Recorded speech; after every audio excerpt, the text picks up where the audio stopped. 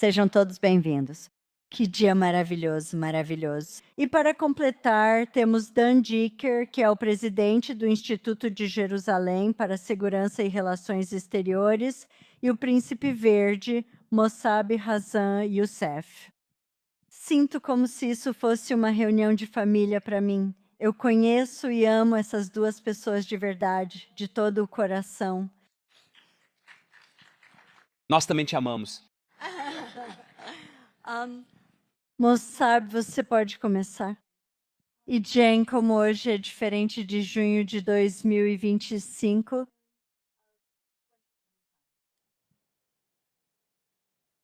quando fomos para a guerra pela primeira vez, a guerra de 12 dias, Primeiramente, é muito bom te ver. Já faz um tempo.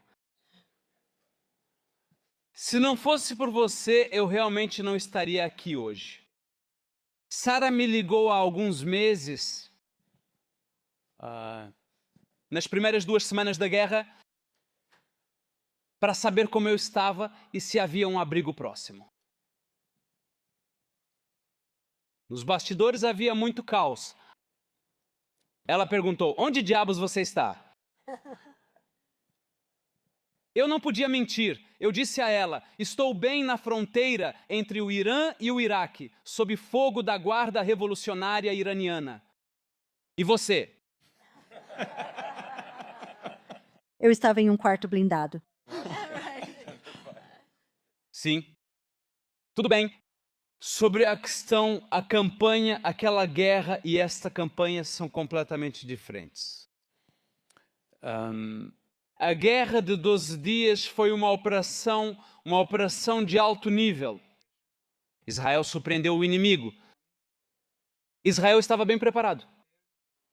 Israel não tinha amigos que ficavam reclamando a cada passo, que no fim só faziam alarde.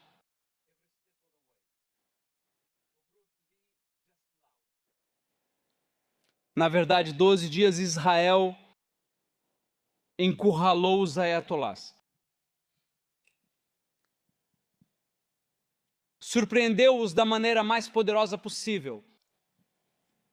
Enquanto eles sufocavam em completo choque, outra pessoa veio fazer o quê? Colher a recompensa. Eles viram Israel vencendo. Eles ficaram atraídos. Eles amam o sucesso.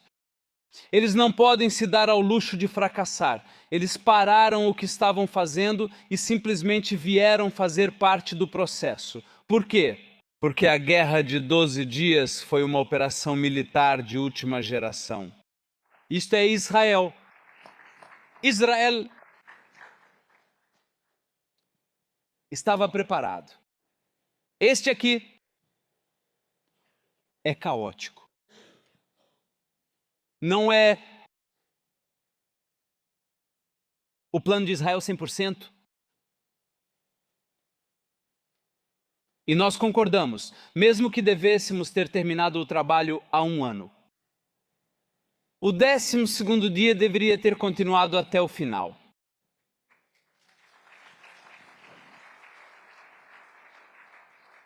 Só para ser interrompido e então, 6 meses depois, implorar para eles: vamos lá.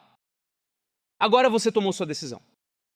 6 meses depois, 6 meses antes, nós tínhamos a vantagem. Tínhamos o mundo inteiro e aliados do nosso lado. Poderíamos ter terminado o trabalho. Você parou e disse que não sabia o que fazia. Arrogância total. Quando você entrou em cena, nos arrastou para esse buraco sem fim. E agora você nos sacrificou para se salvar. Essa é a simples verdade. E não quero insultar ninguém. É assim que vejo a realidade. Como muitos sabem, não represento nenhuma organização e espero não causar confusão. Digo isso desde o início. Eu não queria o envolvimento do Trump nessa guerra,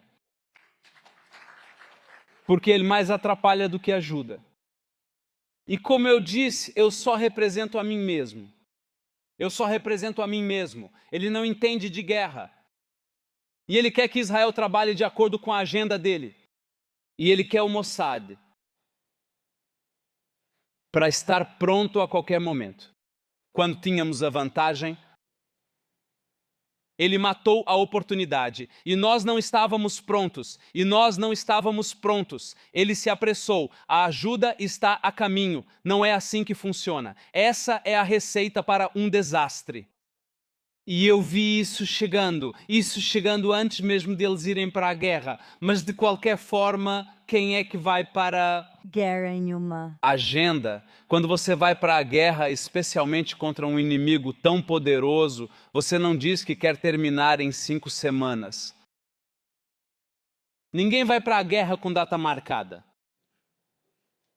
E quando você vai para a guerra, é melhor estar preparado. Não só para vencer, a derrota é possível. A morte é possível. Você não vai para a guerra pensando só na vitória. Essa não é a qualidade de pessoas que realmente querem cumprir tarefas. Dan, eu gostaria de saber de você por que sente que, especialmente durante este período de guerra, fronteiras defensáveis são necessárias para o Estado de Israel. Eu vou responder isso em 10 segundos, mas quero só repetir algo que o embaixador Don disse. O que Mossab acabou de dizer agora expressa a visão de um especialista em Oriente Médio, nativo da região e conhecedor da cultura política sobre como as coisas funcionam no Oriente Médio. O embaixador Adan disse que a guerra de narrativas é uma questão de segurança nacional para nós. E o que aprendemos no JCFA com Mossab, trabalhando com ele por muito tempo e ouvindo, é que precisamos começar a pensar que somos um membro indígena. O membro mais indígena do que hoje é o Oriente Médio, de maioria árabe e muçulmana. Nós somos o membro indígena por excelência. E assim como o embaixador Don disse, é um imperativo de segurança nacional para nós adotarmos o que os russos chamam de guerra política russa, guerra híbrida. E o que você acabou de ouvir de Mossab agora é a maneira como precisamos pensar, como pessoas do Oriente Médio, sobre como resolver e vencer guerras no Oriente Médio. Agora, como parte disso, os últimos 10 segundos são sobre fronteiras defensáveis, que, como muitos aqui sabem, tem sido uma doutrina de segurança israelense desde a Vitória Relâmpago em 1967. Isso valia para o chamado Gav Hahar, Cordilheira de Colinas da Judéia e Samaria, garantindo vantagem topográfica e profundidade estratégica no lado leste. Agora estamos expandindo isso para o norte, em frente ao Líbano. Claramente, o Líbano é um ponto crítico que nunca devemos abandonar no futuro previsível. O Litani e até mesmo até o rio Awali e o sul, porque isso vai nos dar as zonas de amortecimento, as áreas desmilitarizadas que precisamos para que nunca mais passemos por outro 7 de outubro, e isso também se aplica a Gaza. Eu gostaria de ouvir de cada um de vocês qual acham que é o cenário mais pessimista que pode sair disso e qual é o cenário mais otimista.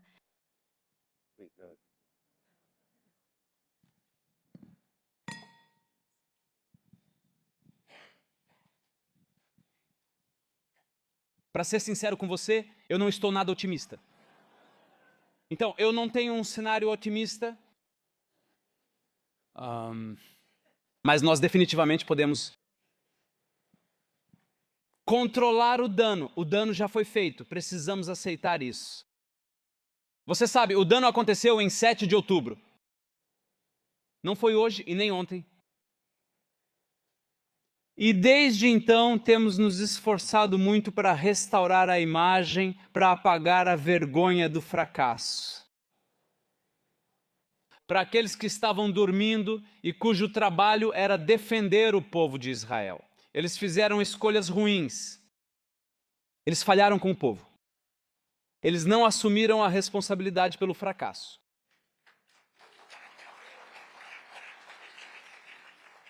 E desde então temos lutado muito em várias frentes, tentando sair dessa situação. Essa é uma situação de derrota.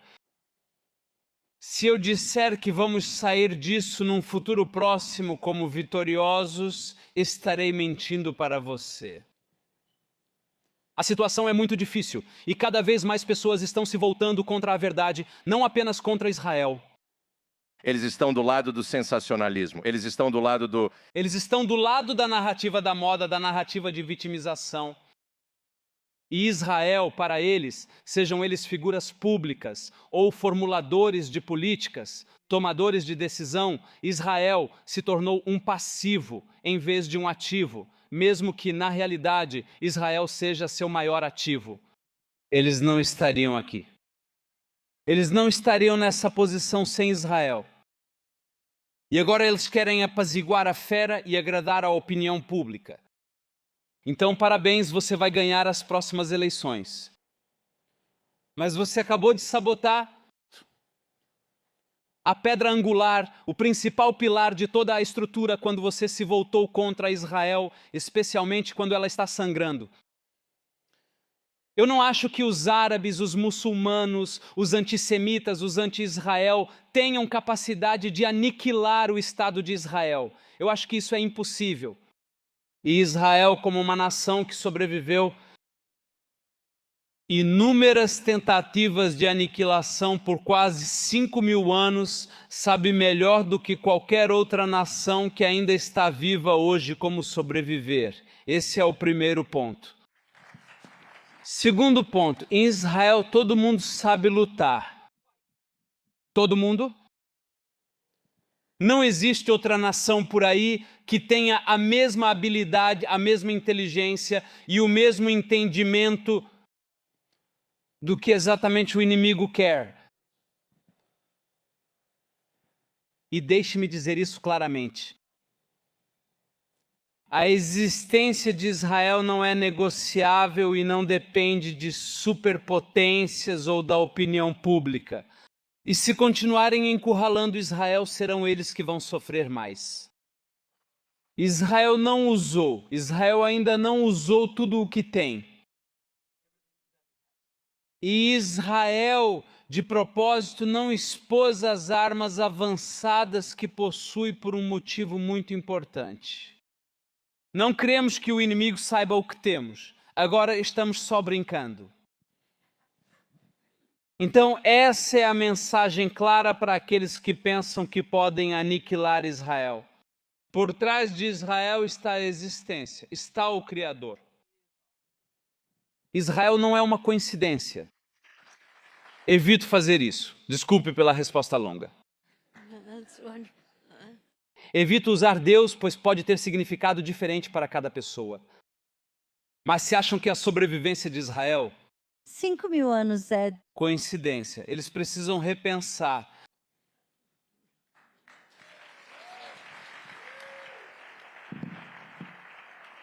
Jen, se você puder apenas acrescentar... A isso. Sim, muito rapidamente. Sinto que estou de volta a Yeshivá com o chefe da Yeshivá.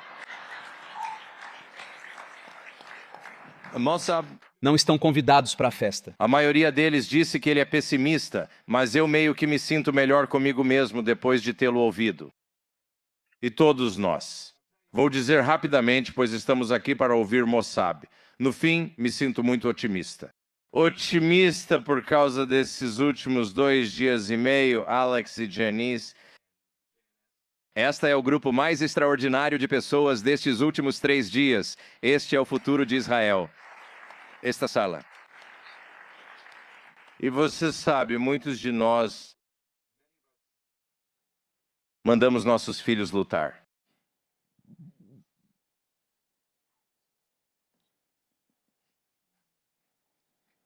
Isso nos deixa otimistas, porque nossos filhos, tanto nossas filhas quanto nossos filhos, que lutaram por nós desde o 7º até a vitória que conquistamos até hoje, e não terminamos o trabalho, mas nossos filhos são os guerreiros de Israel. E um exemplo moral para o mundo sobre o que realmente significa ser uma luz para as nações. E isso me deixa muito, muito otimista.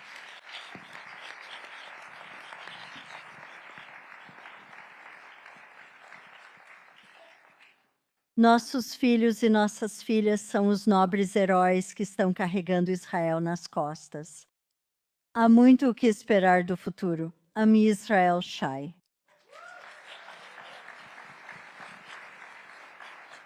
Lindo, lindo.